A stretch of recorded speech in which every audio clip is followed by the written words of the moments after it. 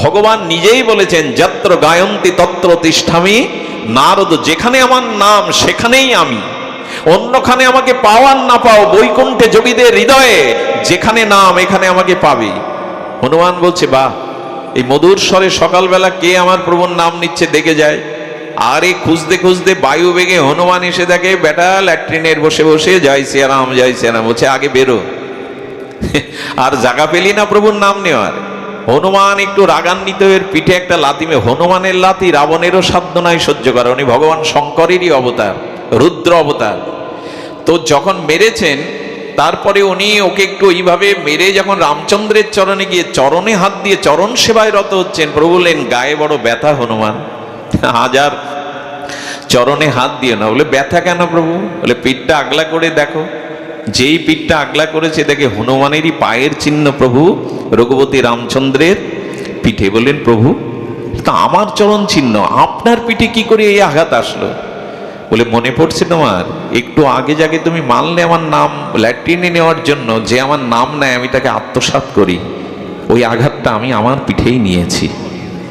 এটাকেও আবার গল্প ভাববেন না, নামের অতিরিক্ত প্রশংসা ভাববেন না যে আমি এই বলে আপনাদের নাম নেওয়াতে চাচ্ছি। এটা সাক্ষাৎ লীলা। এই নাম এবং নামই অভিন্ন, নামের সাথে নামই অভিন্ন। এই জন্য সুধীমণ্ডলী, নাম আর নামের মধ্যে যেহেতু পার্থক্য নেই, বরঞ্চ নামের থেকে নামের মহিমা আরো এক ধাপ উপরে। আমি যদি বিচার করি রাম বড় না রাম নাম বড়, অভিন্ন বললাম, কিন্তু আরো একটু কথা রয়ে গেছে। প্রভু রাম বলছেন নাম আমার প্রভু আর আমি নামের দাস। কারণ যেখানে নাম হয় আমি পিছনে পিছনে ছুটে বেড়াই। নাম আমার প্রভু, আমি তার দাস। তো বুদ্ধিজীবী এবং বুদ্ধিযোগী সমগ্র ভারতের এই বিদগ্ধ জনরা একটা পাণ্ডিত্যের সভা বসিয়েছেন। তার মধ্যে সুপ্রিম কোর্টের একজন বুদ্ধিজীবী প্রশ্ন করছেন সাধুদের কাছে। বুদ্ধিযোগী আর বুদ্ধিজীবী বললাম একসাথে, বড় বরেণ্য ব্যক্তিত্বশীল ব্যক্তিত্ব সেখানে।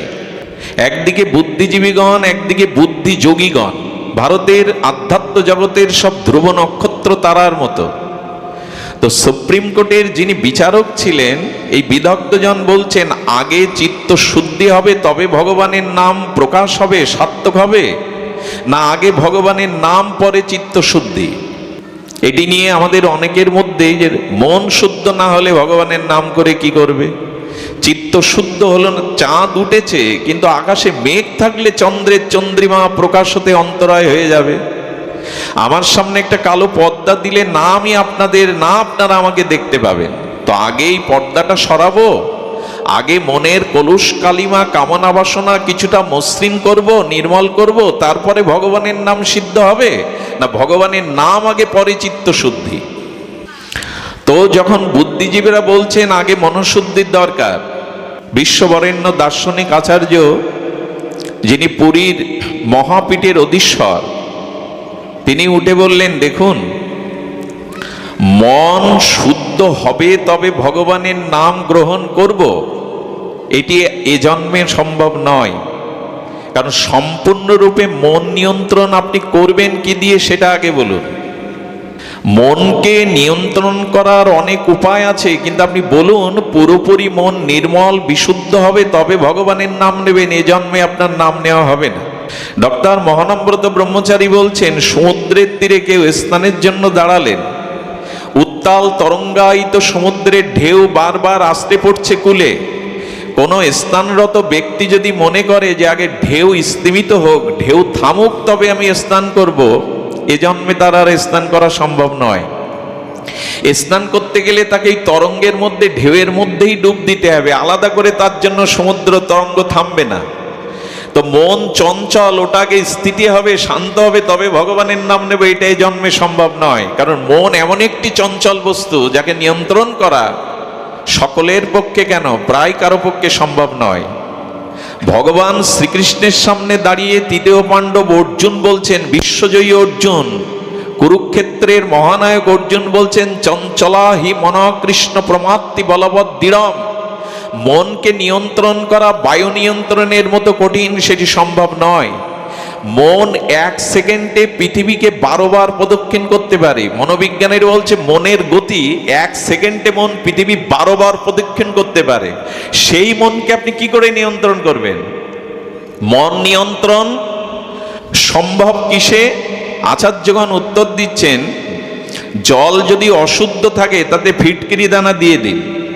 ওই স্ফটিক ফিটকিরি দানার এমন একটা শক্তি আছে, অশুদ্ধ জলে প্রবেশ করে জলটা শুদ্ধ করে দেয়। তেমনি মন আগে নির্মল শুদ্ধ করতে গেলে তার উপায় রূপ ভগবানের চিন্ময় দিব্য অভিন্ন ভগবানের নাম হৃদয়ে দিতে থাকো। ফটকিরি দানাটা যেমন জলকে বিশুদ্ধ করে দেয়, ভগবানের দিব্য শক্তি সম্পন্ন নাম তোমার হৃদয়ে যাওয়ার সাথে সাথে ধীরে ধীরে হৃদয় শুদ্ধ হতে বাধ্য। ভগবানের নামটাকে হৃদয়ে দাও, নামই তোমার চিত্তকে শুদ্ধ করবে। দিয়াশলার ছোট্ট একটু বারুজ, এই যে দিয়াশলার উপরে যে ছোট্ট কি থাকে, ওই যে বারুজ থাকে না, পুরো একটা গ্রাম জ্বালিয়ে দিতে পারে, পারে কি না? একটা ঘরে আগুন দিলেই দিয়াশালায় পুরো গ্রাম জ্বলে যেতে পারে। ওইটুকু বারুজের যদি একটা গ্রাম পুড়িয়ে সারকার করতে পারে, তো ভগবানের দিব্য নাম ভেতরে গেলে অনন্ত জন্মের কামনা বাসনাও পুড়িয়ে ছারকার করে দিতে পারে। এই ক্ষমতা ভগবানের নামের আছে। কারণ নাম আজানিক, নাম কারো সৃষ্টি নয়, নাম ভগবান স্বরূপে নেমে এসেছেন। নাম চিন্তামণি কৃষ্ণ চৈতন্য রসবিগ্রহ, নিত্য শুদ্ধ মুক্ত অভিন্ন আত্মানুমিন। ভগবানের নাম এবং ভগবান অভিন্ন, ভিন্ন নয়। শ্রী ভগবান আর তার নাম, তার মহিমা, তার শক্তির ভিন্নতা নাই। যেমন জল থেকে তার শীতলতা ধর্মকে আলাদা করা যাবে না। বলে যদি জাল দেই, আগুন দেই, জলটা তো টকবক করে ফুটবে, বলে ওটা তার স্বভাব না। বেশিক্ষণ জাল থেকে আগুনটা টেনে নিলে জল আবার শীতল হবে কিনা, ওর ধর্মে আবার ফিরে আসবে। আচ্ছা, যদি জাল দিতে থাকেন, জলের ধর্ম শীতলতা, জাল দিতে থাকেন, তাপ দিতে থাকেন, বলে জলটা বেশিক্ষণ থাকবে না, বাষ্প হয়ে আকাশে মেঘ হয়ে আবার জলে রূপান্তরিত হবে। ওর ধর্মই তো শীতলতা, ও ধর্মই শীতলতা। তেমনি ভগবানের নাম এবং ভগবান অভিন্ন কেন? জল থেকে শীতলতা আলাদা করা যায় না, অগ্নি থেকে তার দাহিকা শক্তিকে ভিন্ন করা যায় না, গাভী মায়ের দুধ থেকে ধবলতা শ্বেতশুভ্রতা আলাদা করা যায় না। তেমনি ভগবানের নাম হতে ভগবানের শক্তি মহিমা রূপ কখনো আলাদা করা যায় না। তো এই জন্য শ্রী ভগবানের নামের শক্তি কেমন? ধ্যান দিন। কোন শক্তি প্রয়োগ হলে তার একটা কম্পন হয়, খুব ধ্যান দিয়ে শুনতে হবে। কোন শক্তি ক্রিয়াশীল হলে তার একটা কম্পন থাকে। এই কম্পনের দ্বারা বস্তু ধর্ম কি হয়? নড়ে যায়। যে স্থান থেকে একটু বস্তুটা নড়ে যায়, শক্তি সঞ্চার হলে, কম্পন হলে, কম্পনের একটা ধ্বনি থাকে। যেখানে কম্পন ওখানে একটা ধ্বনি উঠবে। কি করে বোঝায় বলুন তো? মার্মিক দার্শনিক আচার্যরা নামের বিচার করেছেন। কোন বস্তু শক্তির ক্রিয়াশীল হলে এখানে একটা কম্পন হয়, আর যেখানে কম্পন ওখানে শব্দ বা ধ্বনি উচ্চারণ হয়। জোরে বাতাস বইলে কি একটা বাতাসের শব্দ আছে না? একটা থাল পড়ে গেল, চুরিটা মায়ের হাত থেকে মেজের উপরে পড়ে গেল, ভাঙলে শব্দ হবে কি না? তো যেখানে শক্তির ক্রিয়া, এখানে কম্পন, আর কম্পনের ধ্বনি। আর ধ্বনিতে কি হয়? ধ্বনিতে বস্তু নড়ে চড়ে বসে। সুধীজন, যখনই আপনি ভগবানের নাম আপনার জিহ্বায় নিতে থাকবেন, এই জিহ্বায় নাম নেওয়ার সাথে সাথে এই নাম আপনার ভিতরে ধ্বনি, কম্পিত ধ্বনি হয়ে আপনার আজ্ঞাচক্র অর্থাৎ মূলাধার থেকে আজ্ঞাচক্রে আমাদের ভিতরে যে কুণ্ডলিনী একটা শক্তি আছে, এটা জাগিয়ে দেয়। একটা মানুষ ঘুমিয়ে আছে, আপনি দূর থেকে তার নাম ধরে ডাকতে থাকুন, ওই শব্দ কর্ণ দিয়ে অনুরণন হয়ে তার অবচেতন, ওই অবচেতনাকে জাগিয়ে দেবে। কারণ শক্তিতে, শব্দেতে শক্তি আছে, শক্তির কম্পন আছে, কম্পনের ধ্বনি আছে, ওই তাকে জাগিয়ে দিল। ঠিক জিহ্বায় ভগবানের নাম নিত্য নিরন্তর নিচ্ছেন, ওই জিহ্বার নামটা আপনার মূলাধারে গিয়ে ওই আঘাত বা কম্পন দিয়ে আপনার আজ্ঞাচক্রকে জাগিয়ে দেয়। তাকে বলে কুলকুণ্ডলিনী শক্তি জাগানো। মাতৃ সাধকরা এটাকে কুলকুণ্ডলিনী বলে। আর আমাদের আচার্যরা বলেছেন এই শক্তি আপনার ভেতরের সুপ্ত আধ্যাত্মিক চেতনাকে জাগিয়ে দেয়। এই জন্য পৃথিবীতে এমন কোনো মহাপুরুষ নাই যে ভগবানের নাম ভিন্ন এই শক্তি জাগরণের অন্য কোনো উপায় বলেছেন। সুধীবৃন্দ, বর্তমান যে সময়, মানুষের অল্পায়ু, রোগসংকুল এই শরীর, চারিদিকে মানসিক যন্ত্রণা, রাষ্ট্র, সমাজ, পরিবারে অশান্তির দাবানল, ঠিক সেই সময়ে বসে ভারতীয় আর্য সভ্যতা, ভারতীয় প্রাজ্ঞ ঋষিগণ বেদ, বেদান্ত, গীতা, ভাগবত, নিখিল সনাতন শাস্ত্র বলেছেন বর্তমান যুগের জন্য তপস্যা, যজ্ঞ এবং বহুবিধ তীর্থ পর্যটন, দান ধ্যান, এর দ্বারা মানুষের চিত্তশুদ্ধি খুব বেশি সম্ভব নয়। এটা পরীক্ষিত সত্য। কারণ মানুষ কর্ম করতে গেলে একটা অভিমান, অহংকার কাজ করে, কর্তৃত্ব কাজ করে, আমি করেছি। কে কত প্রতিযোগিতামূলক যাগযজ্ঞ করতে পারে। যাগযজ্ঞগুলোও এখন মনোরঞ্জনের কারণ হয়ে গেছে, দান ধ্যানগুলো এখন বিজ্ঞাপনের কারণ হয়ে গেছে। তপস্যার মতো শারীরিক ক্ষমতা, ধৈর্য মানুষের নাই। তাই সমস্ত নিখিল শাস্ত্র বলেছেন এই কলিযুগে এক ভগবানের নাম ছাড়া মুক্তি কল্যাণের অন্য কোনো উপায় নাই, থাকতে পারেও না। ভগবানের নামই একমাত্র উপায় এবং কল্যাণ। এটি সর্বসিদ্ধান্ত শাস্ত্রের মত যে ভগবানের নামই পারে এই বর্তমান কাল কবলিত সংকুল সময়ে একমাত্র মুক্তি, কল্যাণ, প্রেম, ভক্তি, নিজ কল্যাণের উপায়। লক্ষ্য করবেন, তামিল এবং হিন্দি, তামিল এবং বাঙালি এক জায়গায় হলে দোভাষী ছাড়া দুজনের কথা কেউ বুঝতে পারবে? তামিল ভাষা, আমাদের বাংলাদেশের লোক তামিল ভাষা কেমন জানেন? আমার সৌভাগ্য হয়েছিল 4-5 বার যাওয়ার। ওইখানে তামিলদের ভাষা হলো, আপনি একটা মাটির ঘট নেবেন, ওতে কিছু কাকর ঝিল খোলা দিয়ে ঘরটা নাড়ালে যেরকম শব্দ হয়, ওদের শব্দ তেমন। তামিল ভাষা যদি শোনেন আপনি, আমি ওই যে ঘর নাড়াবার মতো শব্দ হবে, কি বলে বুঝি না। কারণ তামিল আর বাঙালিকে এক জায়গায় বসিয়ে দিন, কেউ কারো ভাষা বুঝবে না। কিন্তু দোভাষী যদি কেউ থাকে অভিজ্ঞ, সেই দুজনের ভাষাকে অনুবাদ করে বুঝিয়ে দিতে পারে। তো ভগবান নিরাকার এবং ভগবান সাকার, এদের উপলব্ধিটাও করিয়ে দিতে পারে এই নাম রূপ দোভাষী। নাম আপনাকে নিরাকার ভগবান এবং সাকার ভগবানের স্বরূপ জাগিয়ে দিতে পারে, তত্ত্ব জাগিয়ে দিতে পারে। তুলসীদাস গোস্বামীকে বলা হলো, এই যুগের এক মহাত্মা, তাকে বলা হলো ভগবান নিরাকার না সাকার, এ নিয়ে তো দ্বন্দ্ব আছে আমাদের সনাতন সভ্যতায়। তো তুলসীদাস গোস্বামী বললেন, আমি দুজনকেই মানি, ভগবান নিরাকার এবং সাকার দুই। বলেন দুজন আসলে দুজনকে কোথায় জায়গা দেবেন? নিরাকার আসলো, সাকার আসলো, তাহলে আমি জায়গা দিয়ে দিয়েছি। নিরাকারকে হৃদয়ে বসিয়েছি আর সাকারকে নয়নের মাঝে বসিয়েছি। ভগবানের সাকার মূর্তি তো নয়নে দেখতে হয়, আর আত্মা নিরাকার, তাকে কোথায় বসাতে হয়? হৃদয়ে। যেমন আত্মারূপে রয়েছেন। বলে বাহ, আপনি তো বুদ্ধিমান বটে। বললো দুজন অতিথি আসলে একজনকে ফিরিয়ে দেব নাকি? দুইজনকেই জায়গা দিয়েছি, একজনকে হৃদয়ে, একজনের নয়নের সম্মুখে। তো বলছেন, আচ্ছা ভগবানের আর কোন স্বরূপ আছে? বললো নিরাকার বা সাকারের থেকে আরো অধিক প্রিয়, অধিক মাধুর্যময় একটা স্বরূপ আছে। বললো কে সেটা? হলো ভগবানের নাম। বলি এইবার যদি ভগবানের নাম আপনার কাছে আসে, একজনকে তো হৃদয়ে, একজনকে নয়নে বসালেন, নাম রূপ ভগবান আসলে কোথায় বসাবেন? কি অপূর্ব উত্তর দিলেন। বলে নাম রূপ ভগবানকে আমি বসাবো জিহ্বায়। তার কারণ ঘরে প্রদীপ জ্বাললে দেয়াল ভেদ করে বাইরের আলোর প্রকাশ ঘটে না, আর যদি বাইরে আলো জ্বালা যায় দেয়াল ভেদ করে ভেতরে, ঘরের ভেতরে আলো যায় না। কিন্তু ঘরের এমন একটা পজিশন আছে, জায়গা আছে, যেখানে প্রদীপ জ্বাললে বাইরে এবং ভেতরে দুটোই আলোকিত হয়। এই জায়গাটা কোথায়? ঘরের চৌকাটে।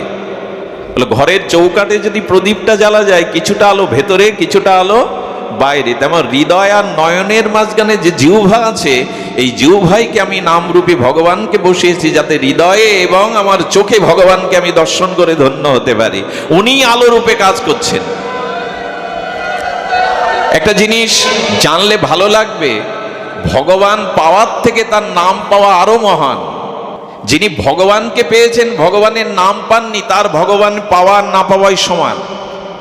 আচ্ছা, ইংল্যান্ডের প্রধানমন্ত্রীকে আমি নামে চিনি না, চেহারায়ও চিনি না, উনি আমার সামনে আসলেন, আমার কিছু প্রতিক্রিয়া হবে? কারণ ওনার নাম সম্পর্কে আমার জানা নাই। ঠিক তেমনি ভগবানের নামকে না জানলে, তার রূপও যদি আসে আপনার সামনে, আপনি মহিমান্বিত হতে পারবেন না। নাম রূপকে প্রকাশ করে, রূপ নামকে প্রকাশ করে না। চম্পক বাবুকে আমি এখানে ডাকছি, ওনার নাম ধরে ডাকলে কিন্তু অন্য কেউ আসবেন না, উনি সামনে আসবেন। উনি সামনে আসলে তখন ওনার রূপটা আমার সামনে প্রকাট হলো, নামের দ্বারাই তো রূপ প্রকাট হলো। আমি রূপ ধরে ডাকলে চম্পক বাবু আসবে না, অমুক বাবু আসবে না, নাম ধরে ডাকলে আসলে তার রূপ প্রকাট হবে। তেমন ভগবানের শ্রী নাম উচ্চারণের সাথে সাথে ভগবানের স্বরূপ প্রকাশ হয়ে পড়ে, মহিমাও প্রকাশ হয়ে পড়ে। এই জন্য নাম ছাড়া রূপের জ্ঞান হয় না। বিশেষ করে কলিযুগে সর্বমহাপুরুষগণ দেখুন, বৈদিক ধারায়, বৈষ্ণবীয় ধারায়, শাক্ত ধারায়, গানপত্য ধারায়, সৌরীয় ধারায় কিছুটা মতের ভিন্নতা থাকতে পারে। গৌড়ীয়, বৈষ্ণব, বৈদান্তিক, শাক্ত, শৈব, গানপত্য, সৌরীয়, এভাবে মতের ভিন্নতা থাকতে পারে, কিন্তু হরি নামের সাথে, ভগবানের নামের সাথে কোনো মতের পার্থক্য নাই। বাবা ধূপটা এখানে জ্বালিয়েন না, ধূপটা গন্ধ আসবে। নামের সাথে নাই মানে আপনি লক্ষ্য করুন, রামকৃষ্ণ মিশনে আমাদের পরমহংস কুলতিলক ঠাকুরের কাছে যান, তিনি মা মা করেই, নাম ছাড়া তার তপস্যা কি ছিল, এবং নাম নাম নামেই সর্বদা নামকেই তিনি প্রাধান্য দিয়েছেন। ঠাকুর রামকৃষ্ণ কলকাতা ভাগীরথীর তীরে দক্ষিণেশ্বরের এই পাবনী, এই মহিমান্বিত তীর্থ মাঝে হাত উঁচু করে মাঝে মাঝে নিতাই ভাবে হরিনাম করতেন। ঠাকুর হরিনাম করতেন আর বলতেন, ওরে তোরা গৃহী, রোগ শোক জ্বালামালা বিস্মন পাথর ঠেলতে হয় তোদের, তোরা সকাল সন্ধ্যায় তুলসী তলে হাততালি দিয়ে হরিনাম কর, এই হরিনামই কলিযুগের ভগবত প্রেম ভক্তি পাওয়ার উপায়। এখানে পার্থক্য নেই, নামের কথাই তিনি বলেছেন। সারা জীবন তিনি মা ভবতারিণীর নামেই তার প্রেম ভাব সমাধি সব এসেছে। ঠাকুর অনুকূল চন্দ্রের কাছে যান, এই পাবনাতে হিমায়তপুরে তিনি নগরে নগরে সংকীর্তন করেছেন, এবং তিনিই বলেছেন হরির নাম ও পরম ব্রহ্ম জীবেরই মূল ধর্ম। কে বলেছেন? সৎসঙ্গের প্রতিষ্ঠাতা ঠাকুর অনুকূল চন্দ্র। তিনি বলছে, রাধা গোবিন্দ নামটি বদনে লয়ে নয়নে নিরে সদা ভাসরে। আচ্ছা, হরিচাঁদ গুরুচাঁদের কাছে যান, সেই ওড়াখান্দির ঠাকুর মেতে উঠে তিনি হরিবলিত বলছেন, নামই তো বলছেন। বৈদান্তিকগণ তারা ওম, এই প্রণব অক্ষরকেই তাদের ধ্যানের মন্ত্র করেছেন। ওম বা প্রণবই ভগবানের দিব্য নাম। পৃথিবীতে প্রথম যে শব্দ ধ্বনিত হয় পরম ব্রহ্মের, তা প্রণব, ওম সমন্বিত ওম। এই ওমই হলো বেদের গায়ত্রী, বেদ মাতা। মা না হলে তো সন্তানের জন্ম হয় না।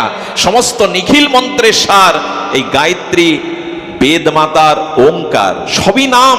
বৈদান্তিক গণ, রামকৃষ্ণ মিশন, প্রণাম মঠে গিয়ে দেখুন তারা কি গাইছে, ওম হর গুরু শঙ্কর শিব শম্ভু। ভগবান শঙ্করের নাম ধ্বনিতে তারা কীর্তন করছে। শ্রীকৃষ্ণ চৈতন্য মহাপ্রভু মাধ্য গৌড়ীয় সম্প্রদায় সারা বিশ্বব্যাপী এই হরিনাম সংকীর্তনের বিজয় গৌরব পতাকা তুললেন। আজ পাশ্চাত্যবাসী থেকে সারা পৃথিবী, ইংল্যান্ডে বলুন, সৌদিতে বলুন, আমাদের রাশিয়াতেও বলুন, এই ভগবানের দিব্য নাম ধ্বনিত হচ্ছে। সারা পৃথিবী ভগবানের নাম আজ মোহিত। আজকে কলিযুগের নাম যজ্ঞ বলতেই তো অশ্বমের যজ্ঞ দেখেছেন আপনারা, গোমের যজ্ঞ দেখেছেন, এটা সম্ভব না। কলিতে নাম যজ্ঞই মহাপ্রভু প্রবর্তন করে গেলেন। এবং স্বরূপ দামোদরকে মহাপ্রভু বলছেন তার প্রিয় অন্তরঙ্গ পার্ষদকে, শোনো স্বরূপ রাম রায়, নাম সংকীর্তন কল পরম উপায়। মহাপ্রভুর কথার দিকে ধ্যান দিন। শ্রীকৃষ্ণ চৈতন্য প্রেমাবতার বলছেন, নাম সংকীর্তন উপায় না, পরম উপায়। পরম মানে শ্রেষ্ঠ উপায়, এর থেকে বড় উপায় আর কলিযুগে। শুনো স্বরূপ রাম রায়, নাম সংকীর্তন কল পরম উপায়। সাধারণ উপায় নয়, পরম উপায়। আমাদের সমস্যা কি জানেন? 50 টাকার ডাক্তার যদি আমাকে দেখে, আমি বিশ্বাস করতে পারি না উনি রোগ নির্ণয় করতে পারেন। ফিজ এত কম। কিন্তু যদি 1 মাস ধরে আর তার সিরিয়াল পেতে আর যদি 2-5 হাজার টাকা তাকে ফিজ দিতে হয়, তখন মনে হয় এই ডাক্তারই ভালো। তো ভগবানের নাম এত সহজ করে আমাদের দিয়েছেন, এই সহজ, অতি সহজ বস্তুতে মানুষের দৃঢ়তা সৃষ্টি হয় না। আচ্ছা, পৃথিবীতে হীরার মূল্য বেশি না অন্নের মূল্য বেশি? এক মুঠো অন্নর মূল্য বেশি না হীরার মূল্য বেশি?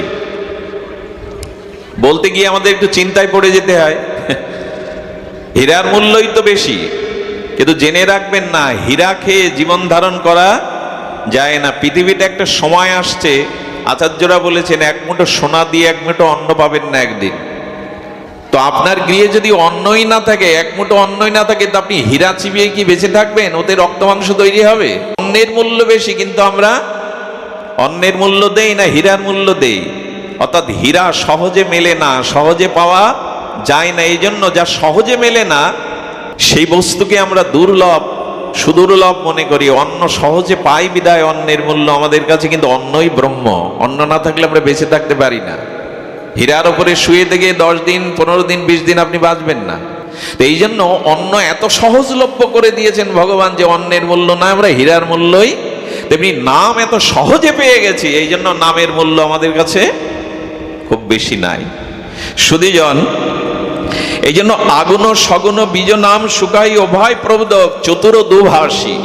তুলসীদাস বলছেন যে দুভাষীর মতো নিরাকার সাকার প্রেম ভক্তিকে জানিয়ে দেয়, সাক্ষাৎকার করিয়ে দেয় এই নাম রূপ তত্ত্ব।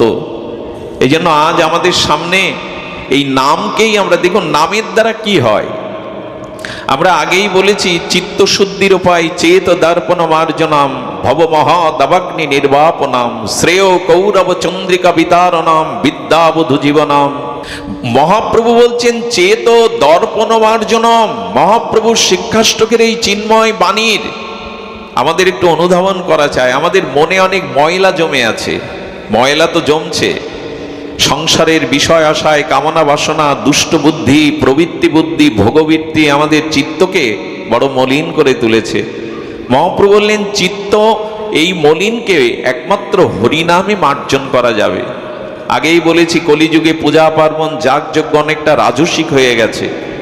এখন আর সেই এখান থেকে 5 দশক আগে, 6 দশক আগে সেই যে যজ্ঞের মঞ্চগুলো কেমন ছিল একটু কল্পনা করুন তো। দেবদারের পাতা দিয়ে, কদলী বৃক্ষ দিয়ে মাটির ঘট নির্মাণ করে 15-20টা দল আসতো, যাদের বায়না করতে হতো না, যাদের এগ্রিমেন্ট করতে হতো না 50-60 হাজার টাকা। ওই সহজ সরল লোকগুলো গাড়ি ভাড়া 500 টাকা দিলেই আর একটু প্রসাদ পেলেই আনন্দে তারা মনের মতো করে নাম করে চলে যেত। সব কিছু একটা রাজস্বিক হয়ে গেছে। 70,000 80,000 টাকা না দিলে দল পাওয়া যাবে না। 1 বছর আগে তাদের সিরিয়াল না দিলেও তাদের পাওয়া যাবে না। এই যে চাকচিক্যময়, এর মধ্যে প্রাণের প্রকৃতির স্পন্দন হারিয়ে গেছে। অধিবাস কীর্তন তো আমরা মন দিয়ে শুনি না। ওখানে বলা আছে পূর্ণ ঘট ও কর স্থাপন। ওখানে আছে কদলীর পত্র এবং আমাদের ফুল ফল ফুল্ল দলে আসরটাকে সাজানো। সব কিছুই একটা রাজসিকতার প্রকৃতিকে বাদ দিয়ে আমরা কৃত্রিম উপায়ে সবকিছু করতে শুরু করে দিয়েছি। আর একটা জিনিস হয়েছে, সেটা হলো মাইক। মাইকের সামনে না হলে নামের দলকে নাম করতে বলবেন, ওরা নাম করতে সহসা চাইবে না। কারণ নিজের কণ্ঠের কারুকাজ, নিজের কণ্ঠের সুললিত কারুকাজ, শব্দযন্ত্র যেভাবে প্রকাশ করতে পারে, খালি কণ্ঠ অতটা প্রকাশ করতে পারে না। এই জন্য এর নাম মাইক। মাইক মানে কিছুটা মাইক অবস্থায় চলে গেছে। নাম আমি কাকে শোনাচ্ছি? আমার কণ্ঠ শোনাতে এসছি, আমার কণ্ঠের জাদুতে সবাইকে মোহিত করতে আসছি। নাম এই উদ্দেশ্যে না। এটা সঙ্গীত সভা হতে পারে, এটা গানের ফাংশন হতে পারে, লোককে মনোরঞ্জন করা। কিন্তু হরিনামের উদ্দেশ্য একমাত্র চিত্ত শোধন করা। হরিনামের একমাত্র উদ্দেশ্য হরিকে আনন্দ দেওয়া, ভগবানকে প্রসন্ন করা। লোককে মাতানোর জন্য হরিনাম নয়, লোকরঞ্জনের জন্য, লোকের মনোরঞ্জনের জন্য হরিনাম নয়। হরিদাস ঠাকুর পাটবাড়ির জঙ্গলে বসে নাম করবেন কেন বলুন আমায়? আপনারা একটু যদি নবদ্বীপে যান, নবদ্বীপের পাশে ফুলিয়ায় যাবেন, হবিবপুরের পাশে ফুলিয়া। ফুলিয়াতে গঙ্গা প্রবাহমান, গঙ্গা এখনো অনেক বৃহৎ প্রবাহমান। এই গঙ্গার তীরে কীর্তিবাস পণ্ডিতের জন্মস্থান। আমার সৌভাগ্য হয়েছে কয়েকবার যাওয়ার। ওইখানে পাঠ করতে গিয়ে দেখি হরিদাস ঠাকুর যেখানে নাম করতেন গঙ্গা তীরে, পুরো জঙ্গল, এমন জঙ্গল যে যেখানে নাম করতেন ওই গোফায় বড় একটা বিষধর সর্প বাস করত। ওনার কথা মতো সর্পটা চলে গিয়েছিল। আমার মনে হয় নামাচার্য হরিদাস ঠাকুর, মহাপ্রভু তো প্রেমাবতার, নিত্যানন্দ প্রভু প্রেম দাতা, কিন্তু নামাচার্য মহাপ্রভু নন, নামাচার্য নিত্যানন্দ প্রভু নন, নামাচার্য ঠাকুর হরিদাস, তিনি বেনাপোলের জঙ্গলের বসের মধ্যে নাম করবে কেন? নগরে করতে পারত না? মাইক দিয়ে করতে পারত না? কেন? উনি জানতেন নাম রূপ পরম ধনকে আগে নিজের হৃদয়ে বসাও, নামের সাধনার দ্বারা আগে চিত্তকে বিশুদ্ধ করো, নামের শক্তিকে আগে তোমার ভেতরে প্রকাশ করো, তারপরে প্রচার করো। যেটা মহাপ্রভু বললেন, আপনি আচারী ধর্ম জীবের শেখাও, না হলে ওই শিক্ষা লোকের কাজে লাগবে না। আমার মতো কিছু মুখস্থ করার শ্লোক আর কিছু শব্দ বিন্যাস করে ঘন্টার পর ঘন্টা আপনাদের বসিয়ে থাকলে কল্যাণ হবে না। যা আমি বলছি তা যদি আমি আচরণ না করি, নিজের ভিতরে যদি আচরণ না থাকে, তাহলে এই শব্দ সাহিত্য দ্বারা মানুষ জাগানো যাবে না। এই জন্য মহাপ্রভু বললেন, আগে হরিনাম করে নিজের কল্যাণ করো, নিজে প্রেম ভক্তি লাভ করো, নিজের চরিত্রকে নির্মল করো, তবে প্রচারে বেরো। আচার করে তবে প্রচার করো, নালে ওই প্রচার খুব বেশি জগতের হিত বা কল্যাণ বয়ে আনবে না। ভালো লাগা এক জিনিস, আর ভক্তি হওয়া আর এক জিনিস। সুরের দ্বারা, কণ্ঠের দ্বারা, শব্দ উচ্চারণের দ্বারা ভালো লাগতে পারে, কর্ণ রসায়ন হতে পারে, কিন্তু চিত্ত শুদ্ধি হবে না যতদিন আপনার নিজের ভিতরে আচরণ শক্তি প্রকাশ না হবে। আমি প্রায় বলি, আপনারা লক্ষ্য করবেন, একটা বুলেট, এই বুলেট যদি আপনি হাত দিয়ে ছুঁড়ে মারেন কারো গায়ে, বুলেট বিদ্ধ হবে কি? শরীরে বিদ্ধ হবে কি? এভোর ওপর হবে কি? কিন্তু বুলেটটা যদি আপনি রিভলভার দিয়ে শুট করেন, হৃৎপিণ্ড ভেদ হয়ে যাবে, মানুষটা পড়ে যাবে। বুলেট তো দুটোই, কিন্তু হাতের অমন শক্তি নেই, আছে কি? বুলেটের মতো, ওই রিভলভারের মতো হাতের শক্তি নাই, তাই হাত দিয়ে বুলেট ছুড়লে বুলেটটাই ঘা লেগে পড়ে যাবে, শরীরের ক্ষতি হবে না। তেমনি নাম যিনি উচ্চারণ করছেন, নাম যিনি প্রচার করছেন, তাকে একে নামের মহিমা নির অপরাধে নাম নিতে নিতে যখন চিত্ত শুদ্ধি হবে, নামের শক্তি তার মধ্যে পূর্ণ প্রকাশ হবে, তখনই তার নাম প্রচার সার্থক হবে। কি মনে হয় জানেন? এত নাম হচ্ছে, কিন্তু স্বভাব শুদ্ধি হচ্ছে খুব কম।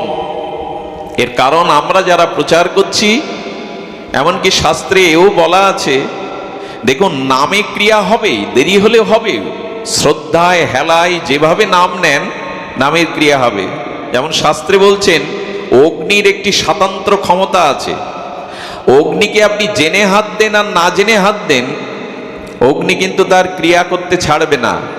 তেমনি ভগবানের নাম আপনি হেলায়, অবহেলায়, শ্রদ্ধায়, অশ্রদ্ধায় যেভাবে নেন, নামের একটা ক্রিয়া করবে। বিষ আপনি জেনে খান না জেনে খান, বিষক্রিয়া আপনার মধ্যে হবেই। তদুপরি নাম আপনি নিলে, ওই যে বললাম নাম শব্দ ব্রহ্ম, তার একটি কল্যাণ, আর কোনো মহিমা প্রকাশ হবে, কিন্তু বিলম্ব হয়ে যাবে। বিলম্ব কেমন জানেন? গাছটি কাঁচা, সেই কাঁচা গাছ 6 মাস জলে ভিজিয়ে রেখেছেন। একে তো গাছ কাঁচা, তাকে জলে 6 মাস ভিজিয়ে রেখেছেন, এরপরে গাছটা জ্বালতে যান, অগ্নিতে দাহ করুন, গাছটা সহজে অগ্নি দাহ হবে না, ওর ভিতরে অগ্নি প্রকাশ হবে না, ধোঁয়া প্রকাশ হবে। অথচ কাঠ তত্ত্বের মধ্যে অগ্নি আছে, সব কাঠের মধ্যেই আছে। আর একটা সারি গাছ, তাকে কর্তন করে 6 মাস রৌদ্রে শুকালেন, এরপরে আগুন দিন দাও দাও করে জ্বলবে। পার্থক্যটা এখানে। যদি আমি নিজে শুদ্ধ আচরণশীল না হয়ে, আর যদি আমি নাম অপরাধকে মুক্ত হয়ে নাম না নেই, তাহলে নামের ক্রিয়াশীল হতে কয়েক জন্ম লেগে যেতে পারে। সুধীবৃন্দ, এই জন্য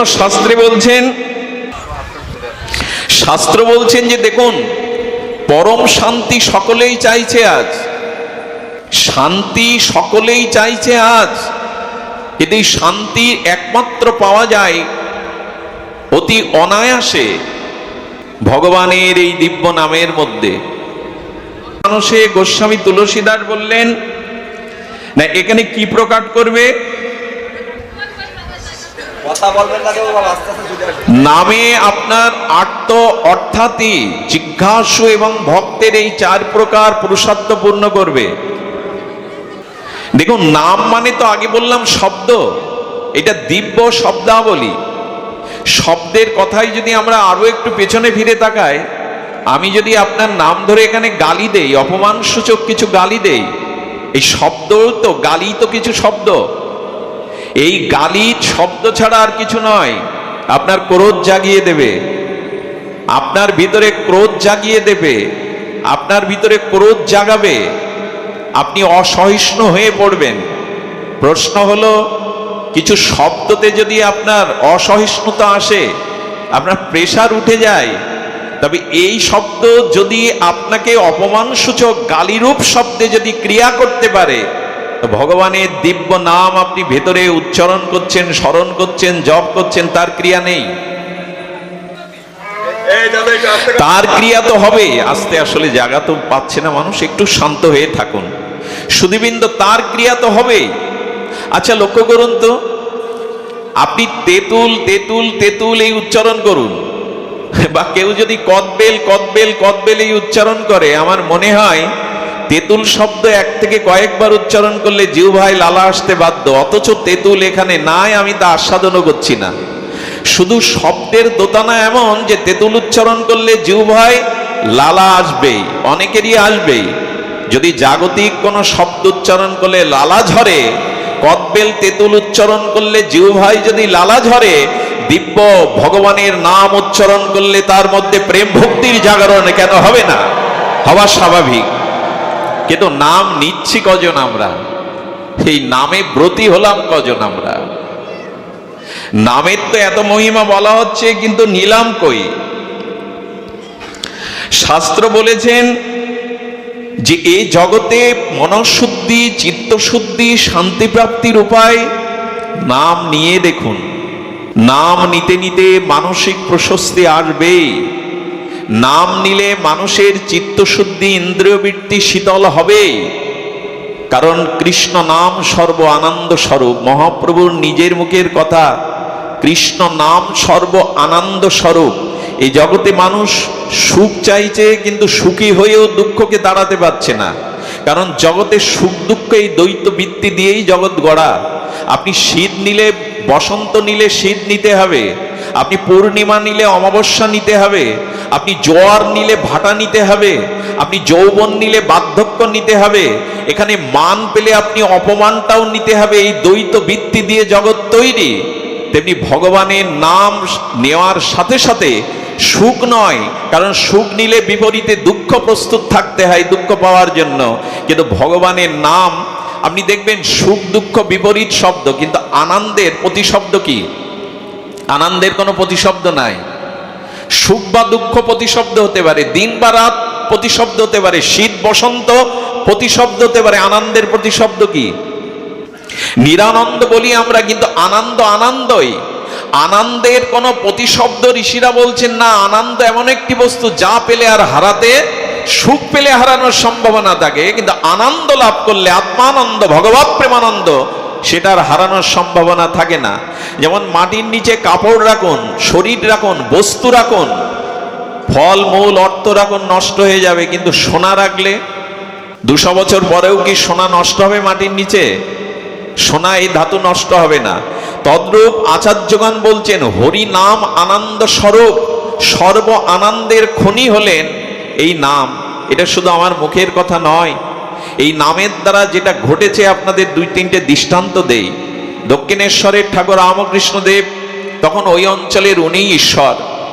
সুখ দুঃখ, সাঁওতাল জাতিদের সুখ দুঃখ, অভাব অনটন সবকিছুই তাদের কাছে মানে প্রাণের দেবতা ঠাকুর রামকৃষ্ণ। এক বিধবা মায়ের ছেলে মারা গেছে, তার এই জগতে আর অবলম্বন কেউ নাই। ঠাকুরের চরণে গিয়ে ফেলে দিয়ে বলছে, ঠাকুর তুমি বাঁচাও, ঠাকুর তুমি ভগবান, তুমি সমর্থ মহাপুরুষ, তুমি আমার একমাত্র আঁচলের ধনকে বাঁচাও। ঠাকুর তার স্বভাব সুলভ ভঙ্গিতে বলছেন, আমি কি করব রে? মহামায়ের খেলা, জন্ম মৃত্যু চক্রের এই ভব সংসারের আমি কি করতে পারি? ঠাকুর তুমি পারো। ঠাকুর সমাধিস্থ হলেন, কাকে যেন স্মরণ করলেন। আমি শীতলদাস বাবাজির চরিত্রে এই ঘটনাটা পড়েছি। শীতলদাস বাবাজি ছিলেন ঠাকুরের বাল্যবন্ধু। শীতলদাস বাবাজিকে ঠাকুর স্মরণ করলেন। বৃন্দাবন থেকে শীতলদাস বাবাজি কি করে এলো তাও আমাদের জানা নেই। কোন যোগবলে ঈশ্বর শক্তিতে এসে বলছেন, আমাকে কেন স্মরণ করলে?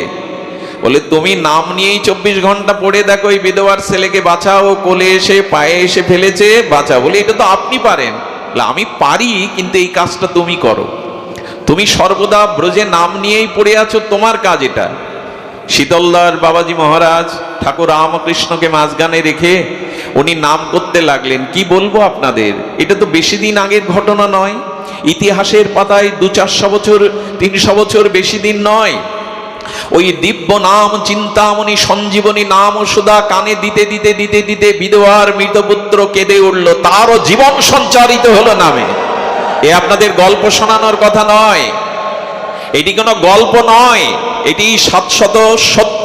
আপনারা যদি নবদ্বীপে যান, এই নবদ্বীপে গিয়ে সারঙ্গ মুরারির শ্রীপাঠে যাবেন, নবদ্বীপ থেকে 4 কিলোমিটার। কিছুদিন আগে ওইখানেই হরিকথায় আমার সৌভাগ্য হয়েছিল সেই দিব্য স্থান দর্শনের। একবার নবদ্বীপে গেলে শুধু নবদ্বীপে থাকবেন না, এইসব গৌর পরিকর স্থানগুলোকে, গৌর মণ্ডলটা একটু ঘুরে দেখবেন, ভ্রমণ করবেন। তো ওইখানে মহাপ্রভু ওই পথ দিয়ে যেতেন, আর ওইখানে বসে বসে নামনিষ্ঠ মহাপুরুষ সারঙ্গ ঠাকুর নাম করতেন। সারঙ্গ ঠাকুর নাম করতেন বহু পুরানো একটা বকুল বৃক্ষের ছায়ায় বসে। বকুল বৃক্ষটা অতি প্রাচীন হওয়ায় দেহ রেগেছে, তার পত্র শাখা শুকিয়ে মৃত প্রায়। নিমাই গিয়ে বলছেন, ও সারঙ্গ ঠাকুর, তুমি যে ছায়ায় বসে হরিনাম করো রোদ বৃষ্টি ঝড়ে, তো এই বৃক্ষটা তো মরে গেছে, এখন ছায়া দেবে না, ফুল ফল দেবে না, তোমার তো এখানে নাম নিতে কষ্ট হবে। বলে, দেখো প্রাপ্তি হয়ে গেছে, যে যাবে তাকে আমি আটকাবো কি করে, এইখানেই বসে আমি নাম করব, আমার কষ্ট হবে না। মহাপ্রভু তখন বলছেন, না কষ্ট তো হবেই তোমার। বকুল বৃক্ষটাকে, মৃত বৃক্ষটাকে শ্রীকৃষ্ণ চৈতন্য জড়িয়ে ধরলেন, তার দিব্য সেই প্রেম অনুভূতি দিয়ে হরিনাম নিতে লাগলেন। হরে কৃষ্ণ এই নাম নিতে নিতে নিতে নিতে, আমি জানি না, যদি বিশ্বাস করতে না চান তো একবার সাক্ষাৎ দেখে আসবেন।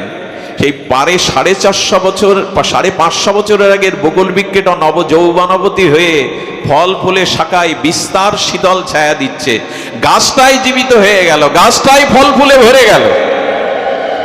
ওইখানে বসে সারঙ্গ ঠাকুর নাম করেন, বলে মৃত বৃক্ষ হরিনাম সঞ্জীবনীতে সজীব হয়ে উঠল। গল্প গাথা নয়, এটি মহাপ্রভুর করুণার দান, এটাই অসমর্থ সর্বশক্তিনী সম্পন্ন এই নামের মহিমা। শুধু কি তাই, শুনলে অবাক হতে হয়, এই শ্রীকৃষ্ণ চৈতন্য বিদ্যানগরে গঙ্গাদাস পণ্ডিতের টোলে এই পথ দিয়েই যেতেন। সেখানের মানুষরা আজ ওই পথের ধুলিতে প্রণাম করে, ধুলো মাখে, যে এই পথ দিয়েই চৈতন্য হেঁটেছেন।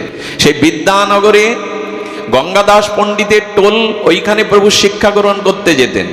সারঙ্গ ঠাকুরের পাশে এসে বলছেন, ও ঠাকুর, বিদ্ধ হয়েছ, তোমার বিগ্রহ সেবা কে করবে অসুস্থ হলে? আর তুমি তো অসুস্থ, একটু শিষ্যকে করো, কে তোমার সেবা করবে পড়ে থাকলে? উনি অনেক বড়, তো মহাপ্রভুর অনেক বড়, বড় মানে বয়সে বড়। বলে, নিমাই জ্বালাতন করো না তো, এই বকুল গাছটাকে বাঁচিয়ে দিয়েছো ভালো কথা, আমাকে শিষ্য করতে বলো না, শিষ্য করলে অনেক দায়িত্ব নিতে হয়, তাকে উদ্ধার করতে আমি কাউকে শিষ্য করবো না, আমি প্রতিজ্ঞা করেছি। বলে, আরে আপনাকে কে দেখবে, বিগ্রহ সেবা কে করবে? বলে, যা একটা উপায় করবে, শ্রীনাম, তোমার কেন এত মাথা ব্যথা? নিমাই যাও, আমাকে নাম করতে দাও। আরে একজনকে তো শিষ্য করুন। বারবার এই কথা বলতে বলতে বিরক্ত হয়ে বলেছেন, যাও নিমাই, জ্বালাতন করো না, কাল প্রভাতে যাকে দেখবো তাকে হরিনাম দিয়ে শিষ্য করব, হয়েছে, এবার যাও। মহাপ্রভু হাসলেন, লীলাময় স্মিত হাসলেন। রাত 3:30-র দিকে ওর পাশে প্রবাহমান গঙ্গায় স্নান করতে গেছেন সারঙ্গ ঠাকুর। স্নান করে হরিনাম করতে করতে আসতে গিয়ে দেখলো মাজার কাছে একটা কলার ভেলা মশারি টানানো এসে বেঁধে গেছে। আরে মশারির দিকে তাকিয়ে দেখে 13 বছরের উপবিদধারী এক তরুণ মৃতদেহ লাশ হয়ে ভেসে এসেছে। বলে, বাহ, নিমাইকে কথা দিলাম কাল প্রভাতে যাকে দেখবো তাকে হরিনাম দিয়ে শিষ্য করবে, এতে দেখি মরা, মৃত। সারঙ্গ ঠাকুর বললেন, হোক মৃত, কিন্তু আমার নাম তো সঞ্জীবনী সুধা, নামের শক্তি আছে মৃতকে জীবন দেওয়ার। 550 বছর আগে এই পৃথিবীর বুকে ঘটে যাওয়া এই নাম মহিমার দিব্য মহিমা, অলৌকিক মহিমা, আজও সেই স্থানগুলি আমাদের সাক্ষী দিচ্ছে। এই দেখো ভগবানের নামের কি মহিমা। সারঙ্গ ঠাকুর কোলে করে তুললেন, গঙ্গা জলে বিধৌত করলেন, কানে দিব্য চিন্ময় মৃত্যুঞ্জয়ী মন্ত্র হরিনাম দিতে লাগলেন। কিছুক্ষণের মধ্যেই ছেলেটি উঠে বসে সারঙ্গ ঠাকুরকে প্রণাম করলেন। এই সংবাদটা ছড়িয়ে গেল, বাতাসের মতো ছড়িয়ে গেল। ওর পিতামাতা নিতে এলো, আরে খোকা চল, ঘরে ফিরে চল। ওদের দিকে তাকিয়ে এই তরুণ, 13 বছরের তরুণ বলছে, কে আপনারা? আমি আপনাদের চিনি না। বলে আগামী গতকাল তোর উপনয়ন হলো, আমরা তোর বাবা মা, সন্ধ্যাবেলায় তোকে বিষাক্ত সর্পে কেটেছিল, মধ্যরাত্রে আমরা তোকে ভাসিয়ে দিয়েছিলাম, বাবা মাকে চিনতে পারছিস না? চিনতে পারে না কেন জানেন? মৃত্যুর সময় মানুষ অতীতের সব ভুলে যায়। মৃত্যু কাকে বলে? গোস্বামী বলেন মৃত্যুর অত্যন্ত বিস্মৃতি ইতি মৃত্যু। মৃত্যু সব ভুলিয়ে দেয়। ঘুমিয়ে পড়া মানুষটা যেমন সব ভুলে যায়, কে আমি, কে আমার স্ত্রী, ব্যাংক ব্যালেন্স কোথায়, মনে থাকে গভীর ঘুমে। তেমনি মানুষ মারা গেলে তার অতীতের সব কিছু ভুলে যায়, কোনো কিছু স্মরণ থাকে না। যাদের থাকে তারা জাতিস্বর, তারা সংখ্যায় পৃথিবীতে 2-4 জন। মৃত্যু মানে অতীতের সব বিস্মৃতি হওয়া। বলেন আমি আপনাদের চিনি না। সারঙ্গ ঠাকুর বলছেন ওরা তোমার পিতামাতা। বলে দিন হয়তো কোনো জন্মে ছিল, এই জন্মে আমার পিতামাতা ওরা না। বাবা মা প্রশ্ন করছে তাহলে তোর পিতামাতা কে? বলেন যে হরিনাম আমাকে পুনর্জীবন দিয়েছে সেই হরিনামই আমার পিতামাতা, সেই হরিনামই আমার পিতামাতা। আজ থেকে এই হরিনাম আশ্রয় করে আমি বেঁচে থাকবো। বাবা মা ফিরে গেলেন সারঙ্গ ঠাকুরের দুয়ারে। এই মৃত সঞ্জীবনী হরিনামের দ্বারা এই ছেলেটি পরম ভক্ত হয়ে উঠেছিল। নাম পারে নাকি? পৃথিবীর কাছে বিস্ময়। মৃতকে জীবন দিতে আজও বিজ্ঞান থেমে থমকে দাঁড়িয়েছে। বিজ্ঞানীদের চেষ্টা আজও সফল হয়নি, হবে কিনাও জানি না। তবে হরিনাম যে মৃতকে জীবন দিতে পারে এটি মহা সত্য। শুধু সত্য নয়, পরীক্ষিত সত্য। আসলে নামের প্রতি বিশ্বাস, আস্থা, দৃঢ়তা এগুলি নিয়ে যদি নাম করেন তবে নামের শক্তি আপনার মধ্যে ক্রিয়াশীল হবে। কিন্তু আজ দুঃখের বিষয়, মানুষ কত কথাই বলছে সারাদিন, স্ত্রীর কথা, পুত্রের কথা, জামাতার কথা, মেয়ের কথা, সাংসারিক কথা, বিষয়ের কথা। বিষয় কথা যা বলি ততোধিক নাম কি মুখে বলি আমরা? কত কথাই তো ফুলঝুরি ফোটায়, খইয়ের মতো ফোটে বিষয় কথা, হরিনাম কই? মহাপ্রভুর এই যুগ ধর্ম, এটি প্রতিটি জীবের ধর্ম। হরিনাম ব্যতীত কলিযুগে অন্য কোনো ধর্ম চর্চা করলে তার প্রেম প্রাপ্তি মুক্তি অধারাই থেকে যাবে। কারণ এটা যুগ ধর্ম, প্রতিটি জীবের ধর্ম হরিনাম। নাস্তেব্য নাস্তেব্য নাস্তেব্য গতিরন্যতা, এটা মনে করবেন না গৌড়ীয় বৈষ্ণব আচার্য, আমাদের কুলতিলক, আমাদের গৌড়ীয় এই কুল সম্প্রদায়ের অধিদৈবতা শ্রীমান মহাপ্রভু বলেছে, এটা ভাগবত, এটা নিখিল শাস্ত্রের এই শ্লোকটি। হরে নাম হরে নাম হরে নামৈব কেবলম কলৌ নাস্তেব্য নাস্তেব্য নাস্তেব্য গতিরন্যথা। অন্য কোনো গতি নাই। কলিযুগে নাম রূপে কৃষ্ণ অবতার, অন্য কোনো ধর্ম কইলে না হইবে পার। আমি আপনাদের শাস্ত্রীয় পরিসংখ্যানে বসছি, সম্প্রদায়ের গোড়ামি করছি না, চাপিয়ে দিচ্ছি না আপনাদের প্রতি। পিতৃ শ্রাদ্ধ মাতৃ শ্রাদ্ধ করে একবার যদি যুগধর্ম হরিনাম উচ্চারণ না করেন সেই শ্রাদ্ধ কাজ করবে না। আপনি পূজা পার্বণ দশবিধ কর্ম যাই করুন, শ্রী ভগবানের নাম উচ্চারণ না হলে সেই যাগযজ্ঞ ক্রিয়াই সফল হবে না। এটা নিখিল বেদ ও শাস্ত্র বলছেন। এমন কোন ক্রিয়া নেই। আচ্ছা লক্ষ্য করুন তো, আপনি পূজায় বসবেন, পুরোহিত পূজায় বসবে, এসে শুদ্ধি হওয়ার জন্য কি নাম নেয়? ওং বিষ্ণু ওং বিষ্ণু ওং বিষ্ণু, এই তো, বা নম বিষ্ণু বলতে হয় কিনা? এরপরে শুদ্ধ হওয়ার জন্য আমরা কি বলি? ওং অপবিত্র পবিত্র বা সর্ববস্তং গত অভিবা যৎ স্বরের পুণ্ডরীকাক্ষ সবাহ্য অভ্যন্তর সূচি। ভেতর এবং বাইরের সূচি হয় পুণ্ডরীকাক্ষ, অর্থাৎ ভগবানের নাম নিলেই। এরপরে পুরোহিত ঠাকুর বসলেন, বসে উনি কি করেন? আসন শুদ্ধি, জল শুদ্ধি করতে গিয়ে কি বলেন? সেখানেও দিব্য নাম। আর কি বলেন? আসনে বসেই প্রথম যে মন্ত্র, মাধব মাধব বাচি মাধব মাধব হৃদি সরন্তি সাধব সর্বকার্যেষু মাধবাম। ভগবানের নাম নিয়েই সব শুরু। এরপরে যজ্ঞ করেন, হোম করেন। যজ্ঞ সমাপনীতে পুষ্পাঞ্জলিতে কি বলতে হয়? সর্বকার্য শ্রী নারায়ণ বিষ্ণুতে সমর্পিত। আচ্ছা, আপনি দেবদেবীর ভোগ লাগাবেন, যে কোনো ভোগ প্রসাদ করবেন, ওখানে মন্ত্র কি? এতৎ সম্প্রদান্না এতৎ দধিবতায়, লক্ষ্মী দেবীর প্রসাদ করছেন, ওখানে কি বলতে হবে? এটা আমার কথা না, চাপিয়ে দেওয়া সম্প্রদায়ের সিদ্ধান্ত না। বলছেন এতৎ সম্প্রদান্না এতৎ দধিবতায় শ্রী বিষ্ণবে নব এতৎ দধিবতায় লক্ষ্মী দেবভ্যায় নব। আগে ভগবানকে নিবেদন করে তারপরে দেবদেবীকে নিবেদন। নাম নেই কোথায়? আচ্ছা লক্ষ্য করুন তো, মৃত্যুর পরে শবদাহ শ্মশানে যাওয়ার সময় কি নিতে হবে? আমাদের নামটা ছিল শুরুতে এবং শেষে।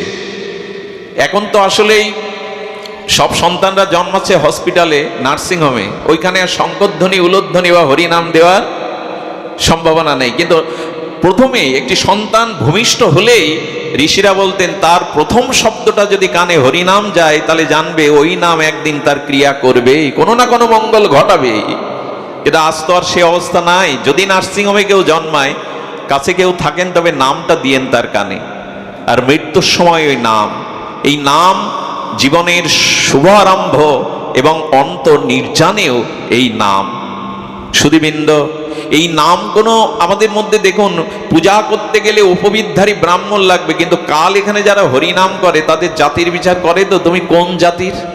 হরিনামের মধ্যে জাতি, কুল, শিক্ষা, দীক্ষা এগুলি মহাপ্রভু এমন একটি এই যুগ ধর্ম আমাদের দিয়ে গেছেন যেখানে ভেদ রাখেননি। একই কাতারে বসে ধনী নির্ধনী, উচ্চবর্ণের নির্বমন্দের মানুষ প্রসাদ পাচ্ছে আনন্দবাজারে। দেখুন তো মহাপ্রভুর অবদান। সমগ্র বিশ্বকে, সনাতনীকে একত্রিত করার মহাপ্রভু নিত্যানন্দের এই হরিনাম যজ্ঞের অবদান। এখানে কোনো জাতির বিচার নেই, কুলের বিচার নেই, এখানে কোনো ভেদ রাখা হয়নি। নাম যজ্ঞ স্রোতস্বিনী গঙ্গার মতো, যা সবাইয়ের পাপ নিয়ে তাদেরকে বিশুদ্ধ করে দেয়। গঙ্গা কখনো বলে না পাপী তুমি এসো না, নিচু তুমি এসো না, পতিত পাবনী সদ্য পাতক নাশিনী স্রোতস্বিনী গঙ্গা সবাইকে পবিত্র করে। তেমনি হরিনাম যারা আশ্রয় করে, হরিনাম সবাইকে পবিত্র করে। এখানে ভেদাভেদ মহাপ্রভু একবারও রাখেননি। কিন্তু দুঃখের বিষয়, সেই নামকে আজ আমরা বড় বেশি উগ্রতার, আধুনিকতার ছোঁয়ায় নিয়ে যাচ্ছি। নাম শুধু আসরে হচ্ছে, অপরাধ দেবেন না। মহাপ্রভুর নির্দেশনা থেকে তিল তিল করে ধীরে ধীরে এক পা দুপা করে অনেক যোজন পিছিয়ে গেছি আমরা। মহাপ্রভু বলছেন, শুনো শোনো নিত্যানন্দ, শোনো হরিদাস, সর্বত্র আমার আজ্ঞা করো হে প্রকাশ, জীবের দ্বারে দ্বারে গিয়া করো এই ভিক্ষা। কোথায় বলছেন মহাপ্রভু? আসরে আসরে গিয়া। কি বলছেন মহাপ্রভু? জীবের দ্বারে দ্বারে গিয়া করো এই ভিক্ষা। কহ কৃষ্ণ, ভজ কৃষ্ণ, করো কৃষ্ণ শিক্ষা। কিন্তু দ্বারে দ্বারে নাম কই, আজ ঘরে ঘরে নাম কই। হরে কৃষ্ণ কৃষ্ণ কৃষ্ণ হরে হরে, হরে রাম রাম রাম হরে হরে। প্রভু কহে কহিলাম এই মহামন্ত্র, ইহা গিয়া জপসভা করিয়া নির্বান্দ, ইয়া হইতে সর্বসিদ্ধি হইবে সবার, সর্বক্ষণ বল হইতে বিধি নাই। আর এই দেখুন শ্রীকৃষ্ণ চৈতন্য মহাপ্রভু বলছেন ইহাতে বিধি নাই। সূচি অসুচি, পবিত্র অপবিত্র, ঘরে বাইরে নামের জন্য কোনো বিচার প্রভু এইভাবে রেখে যাননি। অবাক হতে হয় শ্রী চৈতন্যের এই অবদান। বললেন বাথরুমে বসেও হরিনাম করবে। বাথরুমে বসে, আমাদের উত্তরপ্রদেশে একবার এক আচার্যদেব গিয়েছেন মথুরা থেকে, তো সেই গ্রামের লোক বলছে বাবা ইনি কোটিপতি, ইনি শেঠ, ইনাকে যদি একটু দীক্ষা দেওয়া যেত হরিনামে, উনি ধর্মপথে আসলে গ্রাম জেগে যেত।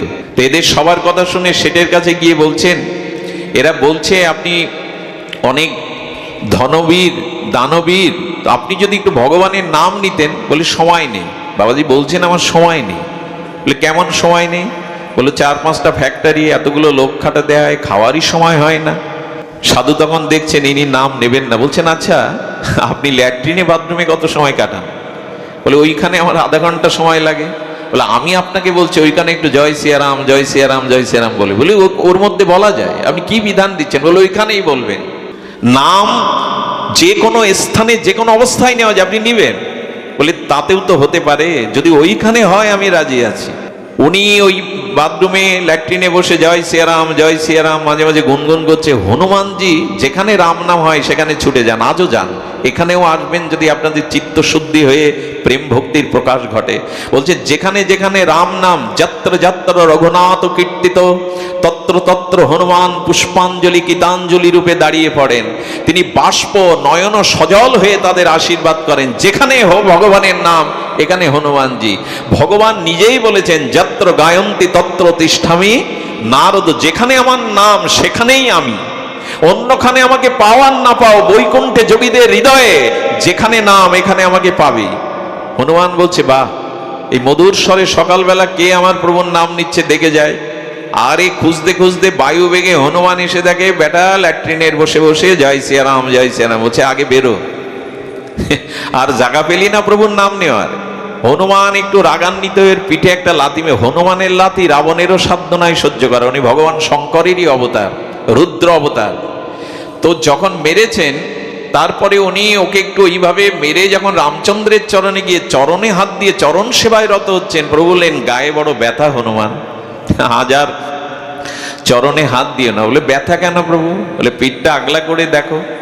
যেই পিঠটা আগলা করেছে দেখে হনুমানেরই পায়ের চিহ্ন প্রভু রঘুপতি রামচন্দ্রের পিঠে। বললেন প্রভু তা আমার চরণ চিহ্ন, আপনার পিঠে কি করে এই আঘাত আসলো?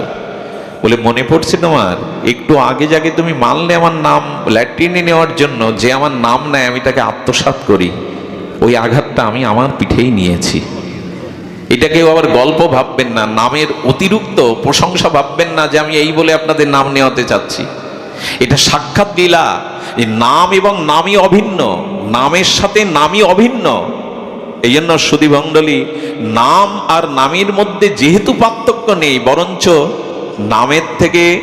নামের থেকে নামের মহিমা আরো এক ধাপ উপরে। আমি যদি বিচার করি রাম বড় না রাম নাম বড়, অভিন্ন বললাম, কিন্তু আরো একটু কথা রয়ে গেছে।